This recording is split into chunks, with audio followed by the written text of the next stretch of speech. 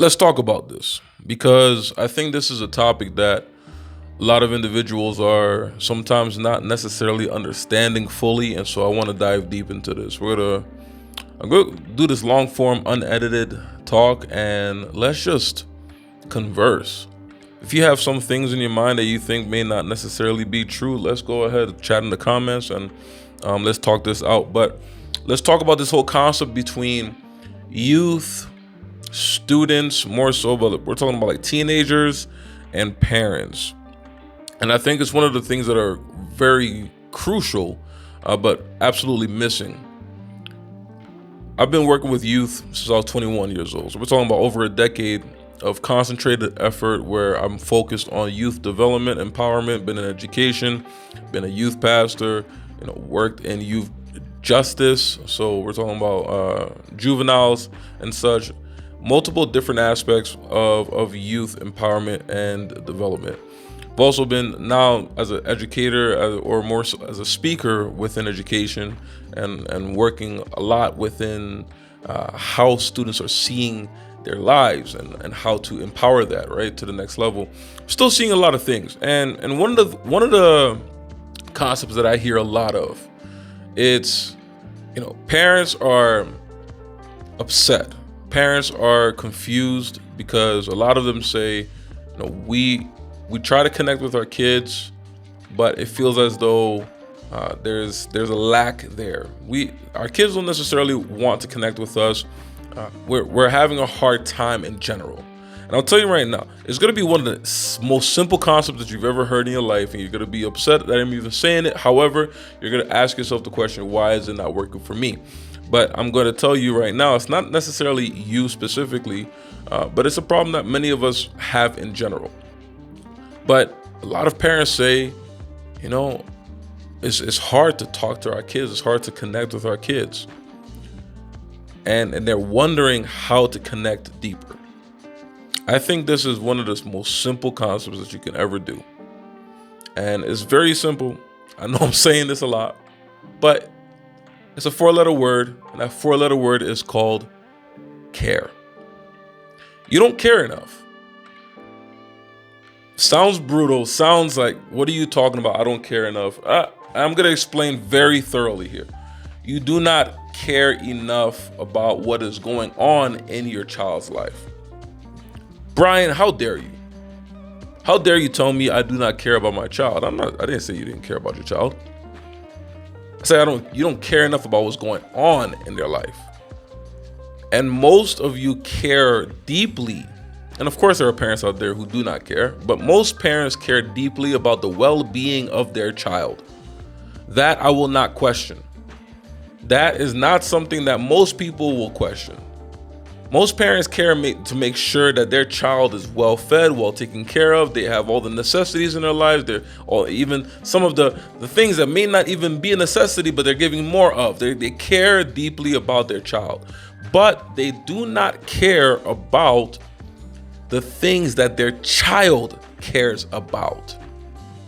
That is fundamentally two different concepts that many people have a fallacy on to believe that ultimately these two are conjoined together. They are not. You caring about the well-being of your child and then you caring about your child's interests, personal interests, are two completely different matters. And you'll say to me, well, Bryan, my child plays sports and they've done all these different things in their world. They dance, I go to the recitals. And okay, ask yourself the question, did you help to start that in any way, shape, or form? Because if you did, it is not necessarily coming from your child's own mind and interest. It has some sort of attachment to you. So of course, you're going to care about that. Your child is wondering not if you love or care for them as a person, but if you love and care for them without the attachment of father, mother, son, daughter. Hear what I just said. And I think some of us have to ask themselves this question. If it wasn't you who birthed that kid, would you still care about that kid? And I know it sounds crazy because at the end of the day, you're saying to yourself, well, it's still my child. Of course, I will care about my child. If we look at the viewpoint or the scope of the world, there are people who have abandoned their own children, right? There are people who have decided that their child is not worth it. We see fathers who have decided to leave their homes. We see mothers who have decided to abandon their children. Like, let's not lie as if there's some sort of concept where people do not care for their children. It happens all the time. And I think I'm a little bit more privy to it, especially having worked with a lot of youth. So, I've seen this throughout the past decade or more of my life, working professionally in this. If that child wasn't your child, would you still care for that kid? The interests that they have, the things that they love, the things that they're around. I really want you to think about that. Because some of us were great parents because we know that that is something that we're supposed to do. We have to take care of the well-being of our child. That is a fundamental, not right, but yeah, actually I would say it's a fundamental right of that child to be taken care of. They didn't be asked to be brought into this world. They didn't ask to have to, pay these bills or live the life that they're living right now. They didn't ask to be put into your home. You decided you wanted a child, or you possibly were not responsible enough and you brought a child within the world. And so now the child is here. It is not from their own free will that they decided to be here, but ultimately they are here. And so now as a parent, you have to take care of that child. You have to feed that child. You have to care for that child in a different way. You have to be able to make sure that that child is clothed. You have to make sure that the child is in a warm area or a little bit in a chilly area if it's too hot, right? You're taking care of the overall well-being of that child. Those are baseline dedications that we as parents should not think are amazing attributes. They're not amazing. You making sure that your child is fed, that is not amazing. You making sure that your child has enough food and water and clothing and has a place to sleep, that is not amazing. That is a fundamental right as a human being to have. And so many of us equate taking well care of our children because, of course, we're living in a society right now where there are some people who are not well taking care of their children. So we sometimes equate the fact that, I pay all this money. I make sure all the lights are taken care of. I have this roof over their heads. What else do they want from me? They want you to care about them as a person. They want you to see them as an individual who wants and has specific needs, specific desires, specific perspectives, and to be heard, understood, loved, cared for. A deeper walk. Because anybody could ultimately take care of somebody. The well-being of that person, their basic needs. But we're talking about going above and beyond the basic needs. And that's why I believe that a lot of us, we care for our children. We're very on the concept of the well-being of that child.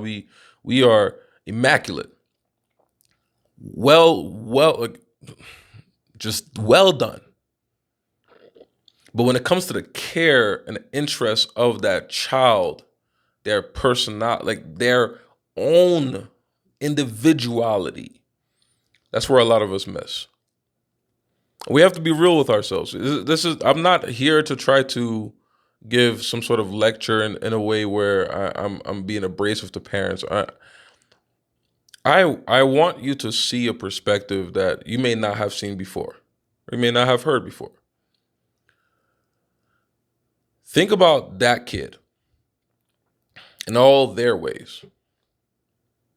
And that's why you see, for instance, a lot of kids will say, well, I know my parents, like I've heard this tons of times. I know my parents love me, but There's that conjunction, but. I know my parents love me, but it just feels like X, or it feels like Y, or it feels like Z.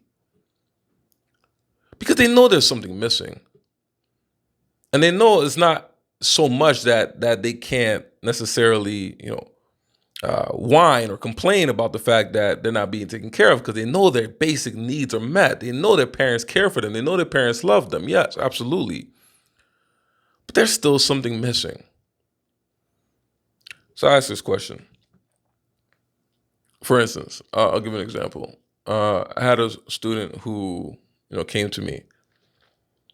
This was years back. I had a student who came to me, and the student said basically, had a lot of tears in her eyes, and she was confused, just confused over what's going on, because she told me, I know my parents, love me, but why is it that you, someone who I've only known for a year, checks in on me to make sure that I'm okay, actually cares about my interests, make sure that I'm keeping myself safe, like when I'm not around the school or whatever the case may, like you just went a little bit above and beyond.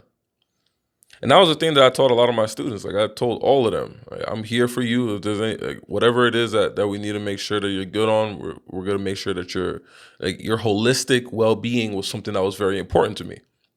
I didn't want them to just succeed in academics, but they didn't succeed in life. And so we had like one-on-one conversations, we had small group conversations, we had classroom conversations. Like there was so many different aspects that we looked to make sure that the whole overall well-being of that student was taken care of. But the student was literally confused, because they were saying, like, man, there's some conversations, and I'm not talking about anything explicit on that nature, but like some conversations I haven't had with my parents that I saw you just care about us so deeply. There is an intentionality that we have to take in order for us to go a little bit deeper with the youth in our lives, our kids, especially when your kids become teenagers. There's gonna have to be a level of intentionality that you take to go the extra mile. Because let's be real. Let's be real.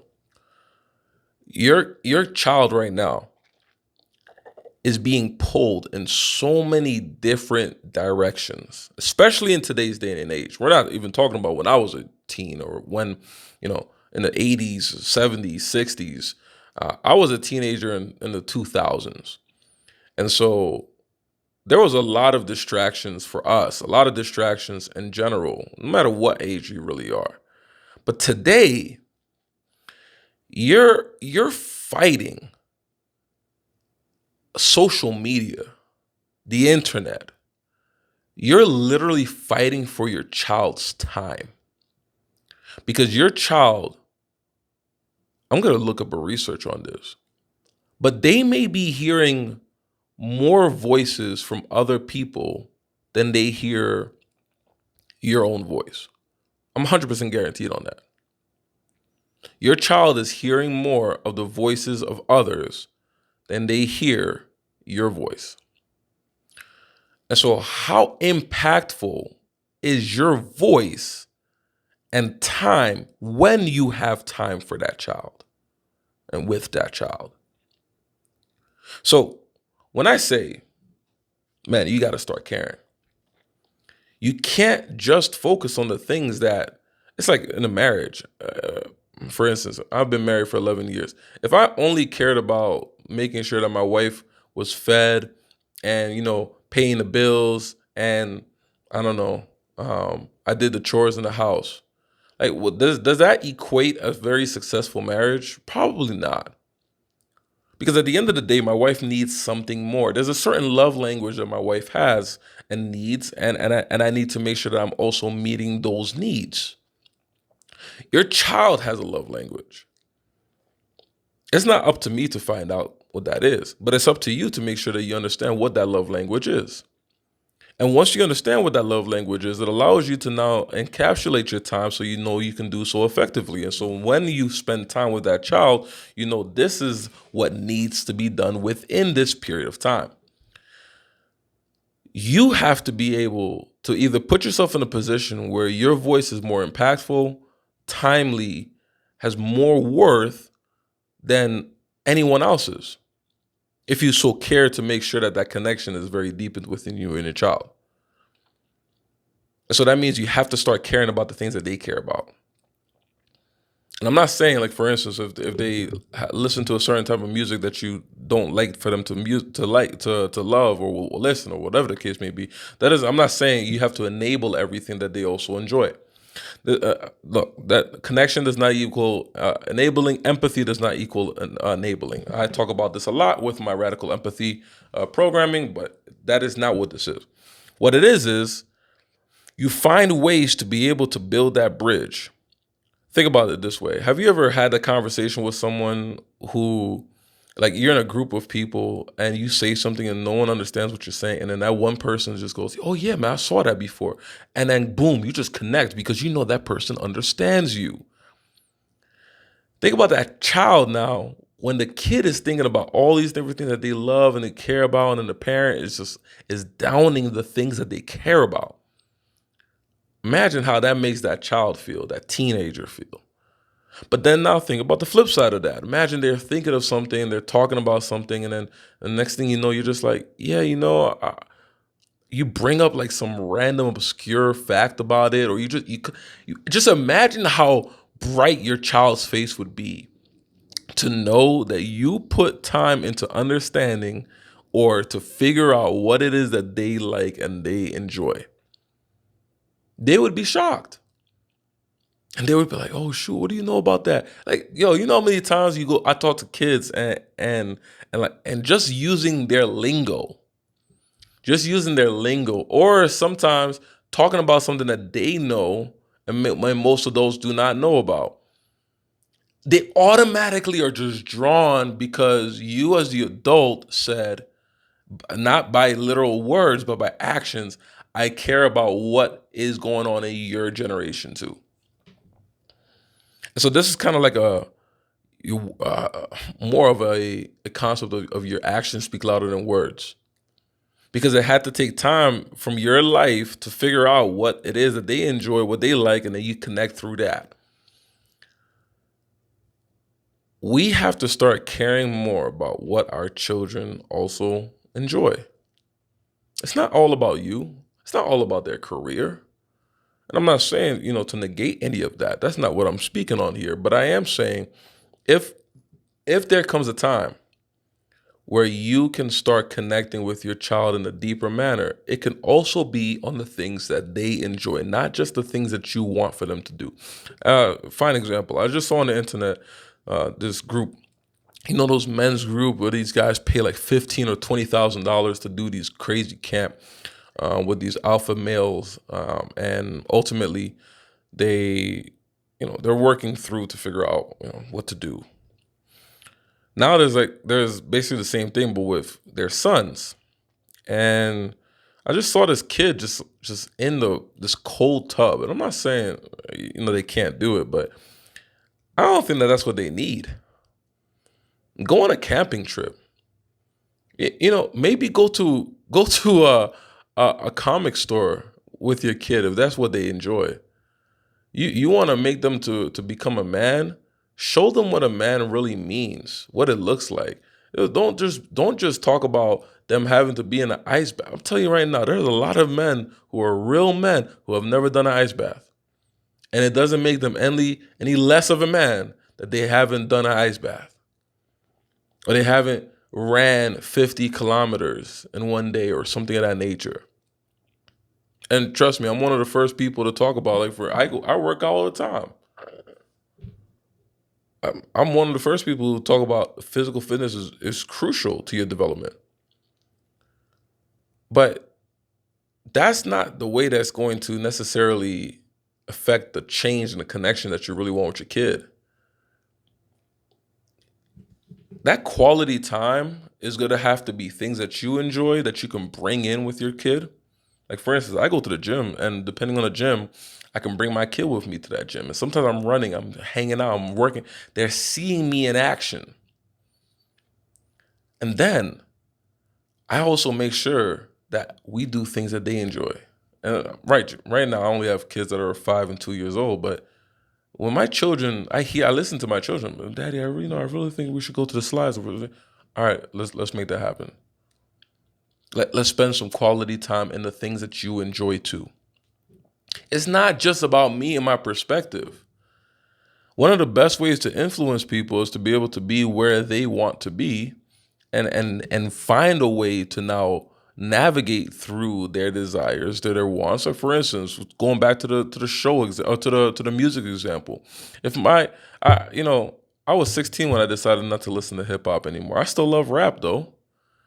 If somebody told me and just like ripped rap away or hip hop away from me at the time, or my parents said, no, I've heard my parents for years talking about don't listen to hip hop. Okay, so I didn't listen to hip hop, but then I still listened to hip hop when I went to school.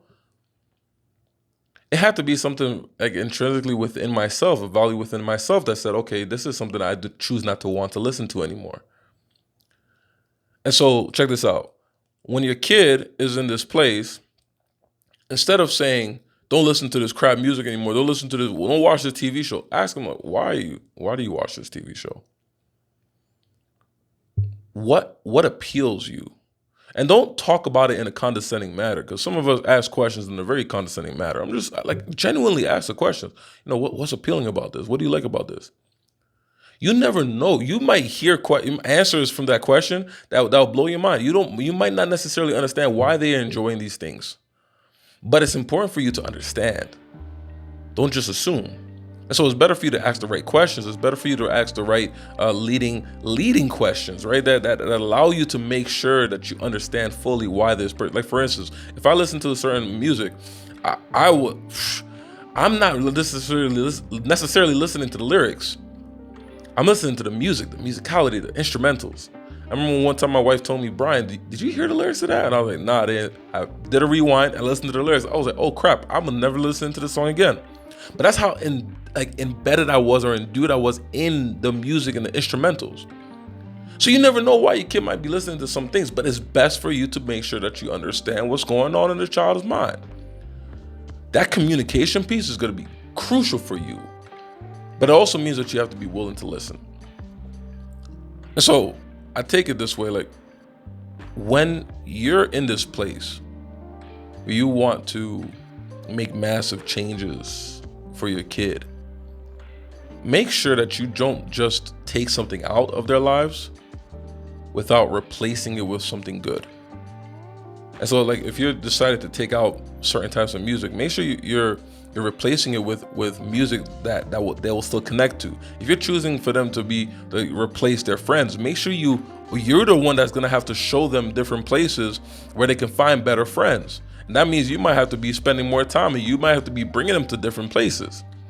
And if you want them for instance, to let go of certain habits, then you have to choose a new habit. Like for instance, the Bible talks about this in Matthew chapter 12. It says how basically the demon left the person's body. The person ended up sweeping out like that demon from their lives, and it was clean. It said the body was clean. But then, because they didn't fill it up with anything else, that demon came back with 7 worse demons. And so the object lesson basically is this. At the end of the day, you can destroy things that may not be good for you, but you have to replace it with something better for your life too. So parents, don't just try to cancel things out of your child's life. Replace the things out of your child's life. Make it something that they will enjoy, but again, you have to know now their interests. You have to care about what it is that they love and they enjoy. Because piano might not be for everybody. Art might not be for everybody. Football might not be for everybody. It's clearly not. Every hobby out there in the world is not for every single person out there too. You have to be willing to look a little deeper. But in order for you to look a little deeper, you have to care enough. So I go back to the question. If you just saw your kid, would you care enough if you weren't the person that actually birthed that child? I know it's a weird question to ask, But it's something to think about. And that's why I want you to start caring more about your kid. Without the fact that, oh, well, of course I care and love that's my child. Okay, yes. I understand that's your child. Care about the child, not that it's my child. And I think if we look at it in that perspective and realize their individuality, realize the beauty of just who they are, right? Not just the fact that they're family. And to be honest, that's like sometimes in life, that's the only thing that ties some people together, is just the fact that they were born in the same home. They don't have a lot of the same interests. They don't necessarily have a deeper care for one another. It's just, well, you know what? We're family, so we have to care for one another. And I've heard people say that. Of course I have to care. That's my brother. Of course I have to care. That's my mother. Of course I have to care. That's my son. That's my daughter. That's my father. That's my whatever. But the reason why is because you're tied to that person. But would you care if that person wasn't really family? So, going on this long rant, this formal, or not formal, this long form content, basically saying, care more for your child, care more for their interests, and maybe build some. And maybe if they're not interested in a lot of things, maybe that means you have to start building some things for them to be interested in.